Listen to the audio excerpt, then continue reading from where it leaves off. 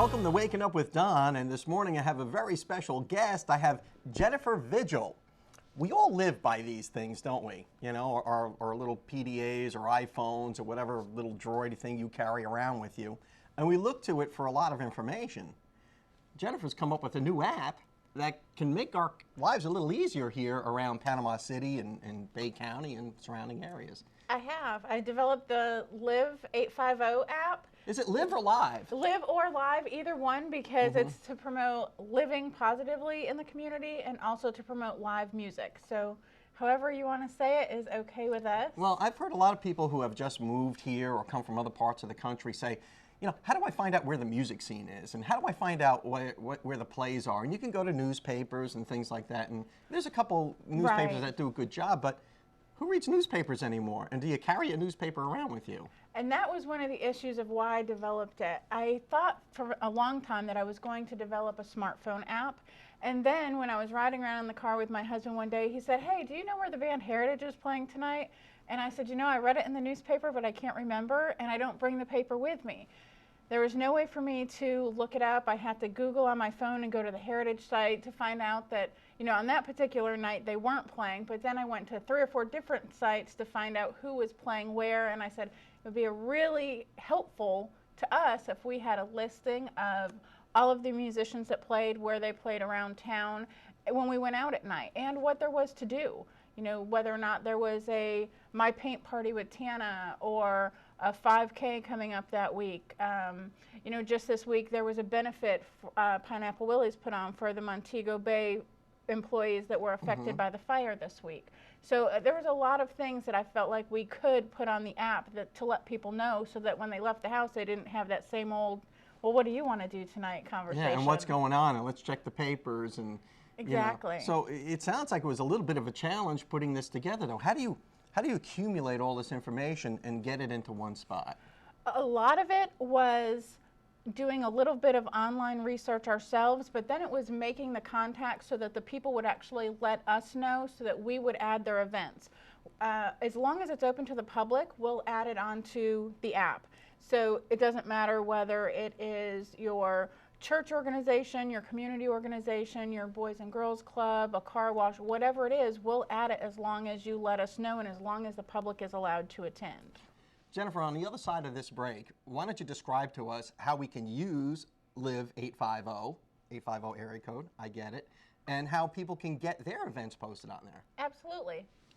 We'll be back right after these messages. Welcome back to Waking Up with Don. I'm sitting here with Jennifer Vigil, who's invented a great app that you can use. It's Live 850. I was calling it Live 850, but Live 850 is it, because if you live in the 850 area code, this can be useful to you, couldn't it? It is absolutely useful. It can help you find what live music is playing tonight. So for example, Friday, we have Beatrice at Hofbrau, Jesse Deese at Bayou on the Beach, at Tony Vegas at Miss Newbies, and it's all listed by where it is, who it is, and what time it is. Can you give us a little tour of how to use the app? Sure. Now, hey, what's that top one there? Waking Up with Don. Hold it a second. Wow, how'd that get there? Now, you know, if you were to tap that, that would bring you to our Facebook page, right? Right. Okay, and now we want to go back and see what's really going on besides TV. Okay, so we have the live music, we have events, Live 850 VIP section, and Who We Are. The Who We Are just kind of explained how the app came to be, and what we talked about a little bit earlier, the frustration of not having it at our fingertips of what was going on in our own community. The Live 850 VIP, we have these wristbands that if you're wearing a wristband, we have all of these community partners. What does that wristband say? Can we get a shot of that? Sure. Just put that up here. Let's take a look at this wristband. And we have the wristband that just says the Live 850 and the Facebook page. All of the businesses listed on the Live 850 app are community partners. So if you wear the wristband into any one of those businesses, you'll get some kind of discount or special treatment. Okay, so when you're out on a night on a town, absolutely, put that on. Put that on, and then go to this app, find out what's happening, and then go to that VIP section, and you get a discount. Exactly. It was very helpful during Christmas shopping that just went by. Absolutely a great thing for adventure. Then we have events. And events list everything that's going on in the community. And like I said, if you have a Boys and Girls Club, a car wash, any type of event that's open for the community, we'll put it on the app for you. You just have to let us know. And by letting us know, down here at the bottom right, they have a Contact Us section. And it basically allows you to send us an email with your information about where your band is playing, what event your business is having, anything like that. So if you've got something really cool going on, go to Live 850, tap Contact Us, and just put the information in, and you'll make sure it gets posted. Absolutely. That sounds like a really cool thing. As a special promotion, we've got some Live 850 discount wristbands that we're going to give away. Just text Don28 at 24247. That's Don28 at 24247, and you can get a Live 850 discount wristband. But you got to download that app first. What are these going to get for us? They will get you discounts on a number of things in the community to help you live better. Discounts on everything from helicopter rides to massages to restaurants to shopping downtown, St. Andrews. Discounts everywhere. Will it get me a massage on a helicopter? No. Damn, that's on my bucket list. 24247, Don28, and get your Live 850 discount wristband now. Welcome back to Waking Up with Don. I'm here with Danielle Barth. Danielle is a student extraordinaire, and she's here for the holiday, aren't you, Danielle? I am. I'm out from Northern California to see my mom. Northern California. The weather's better here than Northern California, isn't it? Well, I was hoping so. It's a little cold, though. Well, it wouldn't be Christmas without a little chill in the air. I suppose. So you're here to see Mom, and you are, I'm not going to say a professional student, but you're a young lady who's dedicated a lot of time to her education, aren't you? I did. I went to school for 6 years. 6 years to get a degree in what? I have a master's in social work, and I concentrate in mental health. In mental health. Well, I'm glad you're here, because we could really use you right now. I mean, we've got the new year coming up. The dust is starting to settle from Christmas. You know, any mental health advice for guys like me? I guess just try to take things one day at a time. Don't take on too much. Sound advice. I like it. I like it. But in all seriousness, why mental health? Why you have a master's in social work, right? Right. Why social work? When I went to college, I started out with just a basic liberal arts degree. Kind of focused it in on helping people. I found I really liked being in the community and working with people, and as I volunteered at various different things, I kind of honed in on liking counseling and those kind of things. And so I did some research and found social work to be the most employable and kind of broad area to go into. And so that's where I focused my education. So basically, I guess it'd be fair to say that you enjoy it. You enjoy that kind of work. I do, absolutely. And you like helping people. How, I know this is an impolite question to ask a lady, but how old are you? I'm 25. You're 25.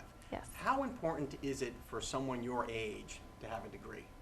I think it's pretty important.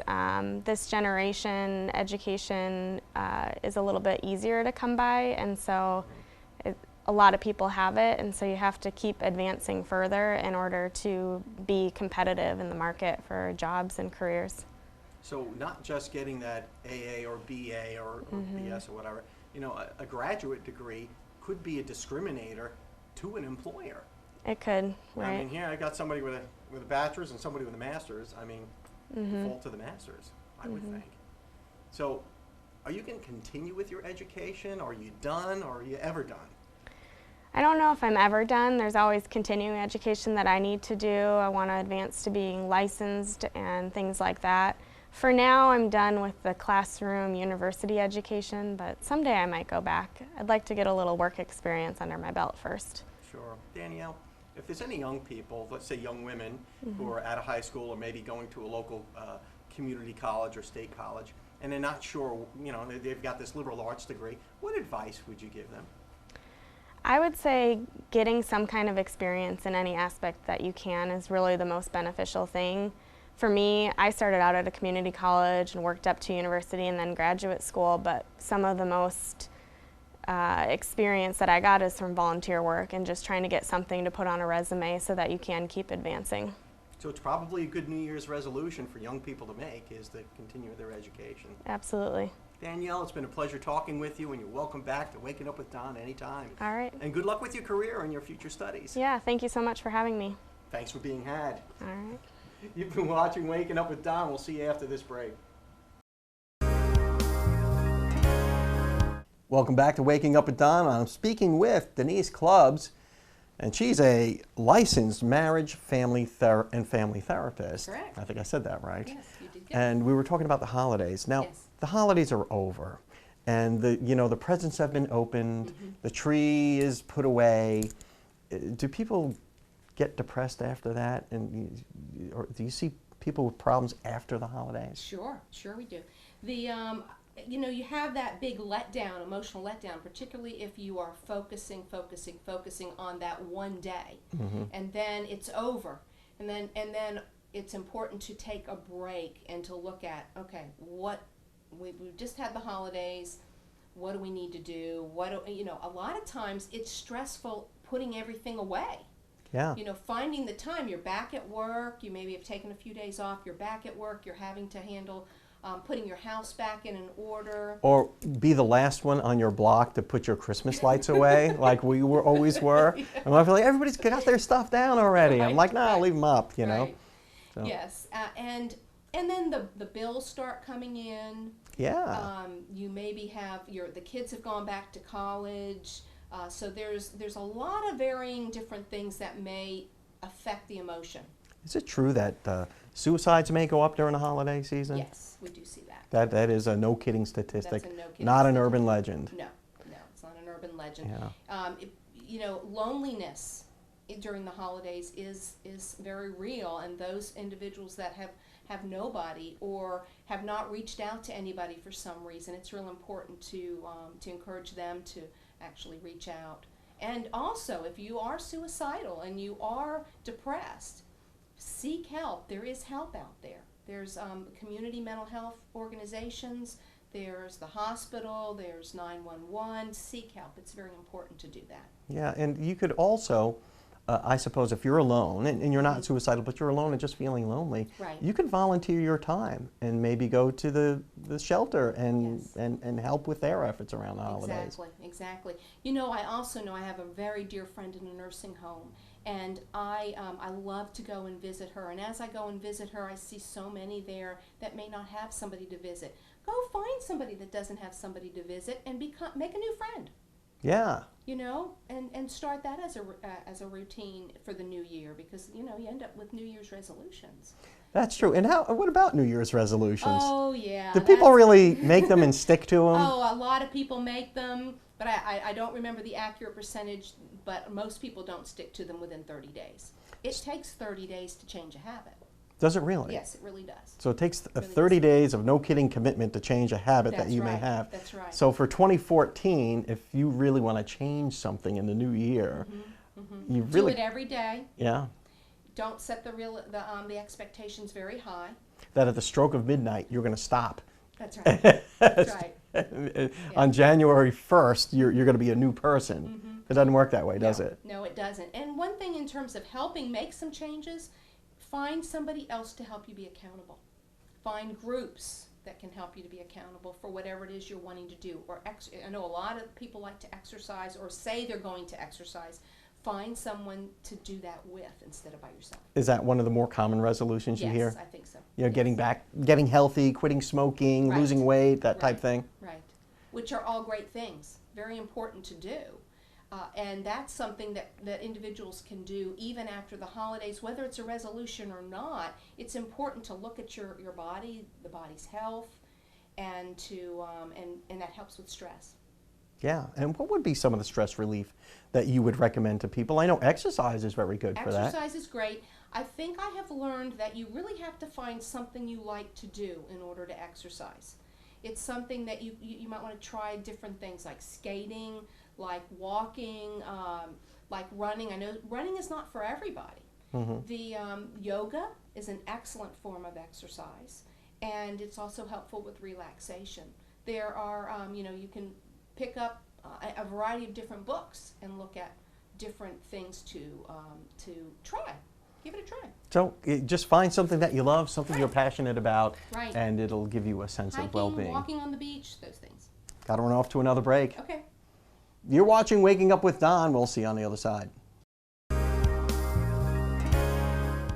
Welcome back to Waking Up with Don. We're waking up with Denise Clubs, and we're talking about holiday stress. Yes. Now, we talked about different scenarios, like the moms take Christmas on very, very seriously, Right. with all the details.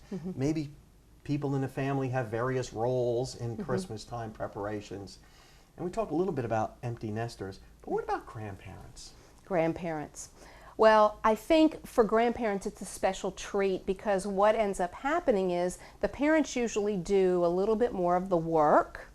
And the grandparents can, if they're invited, that's one thing, to encourage them, to encourage the grandparents into the family, whether it be invite them to your home or maybe you're going to one of their homes, and they tend to get that relaxation a little bit more, in terms of they don't have to do all the things that maybe mom and dad are worrying about or wanting to. Maybe show up with a few gifts and a cake or whatever, Exactly. and their job is done. Exactly. So that's a pretty sweet deal for grandparents, then, it sounds like. I know some families do the potluck dinners, where they get together and everybody will bring a potluck.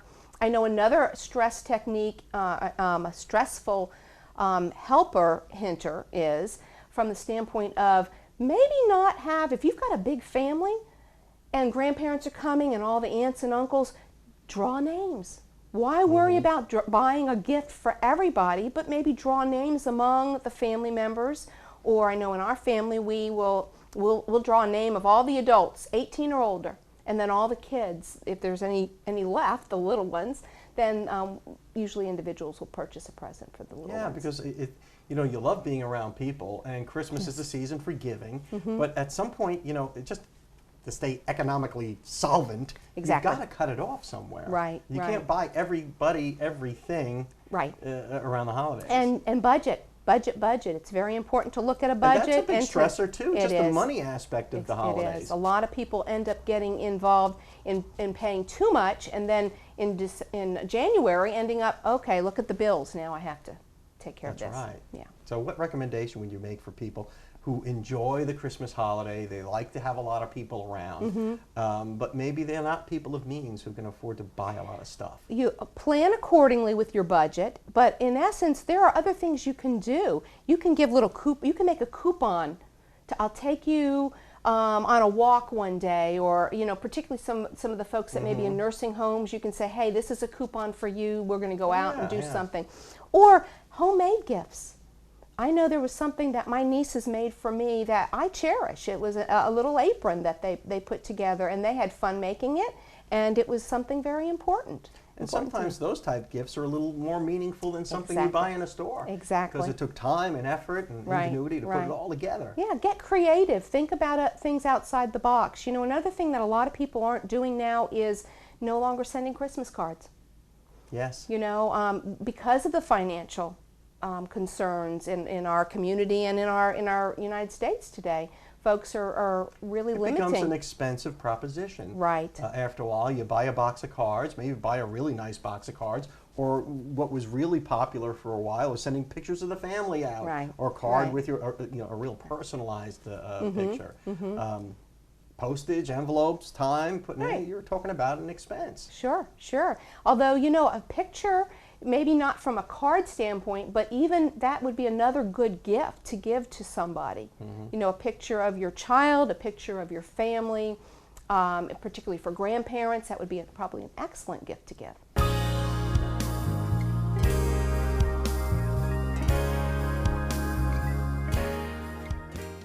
I'm here with my friend David Powell from Innovations Credit Union.